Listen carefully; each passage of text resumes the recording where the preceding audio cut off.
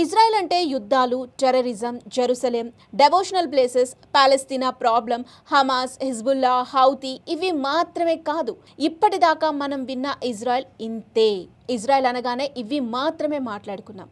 చాలా వీడియోస్, ఆఖరికి హిస్టరీ కూడా ఎక్కువగా దాని గురించే మాట్లాడింది. కానీ ఈ దేశం గురించి మనం అసలు మాట్లాడుకోని విషయం మరొకటి ఉంది.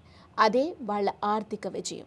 ఇజ్రాయెల్ను ప్రపంచ స్టార్టప్ నేషన్ అని పిలుస్తోంది. ఇదేదో అలా మామూలుగా వచ్చేసిన పేరైతే కాదు. ప్రపంచంలో టాప్ టెక్ కంపెనీలు, యూనికార్న్స్, సైబర్ సెక్యూరిటీ స్టార్టప్లు ఇవన్నీ ఇజ్రాయెల్ నుంచే వస్తున్నాయి.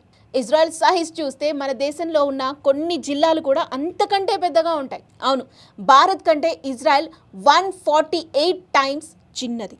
అండ్ జనాభా కూడా జస్ట్ 1 crore కూడా ఉండరు. అంటే మన హైదరాబాద్ కంటే కూడా తక్కువ జనాభా. అంత చిన్న దేశం, పైగా చుట్టూ కూడా అన్ని శత్రు దేశాలే.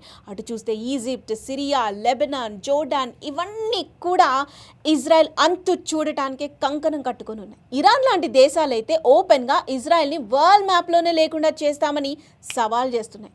ఇంత దారుణమైన పరిస్థితి ఉన్నప్పుడు ఎప్పుడైనా యుద్ధం రావచ్చన్న భయం ఎప్పుడూ ఉంటుంది వాళ్ళకి.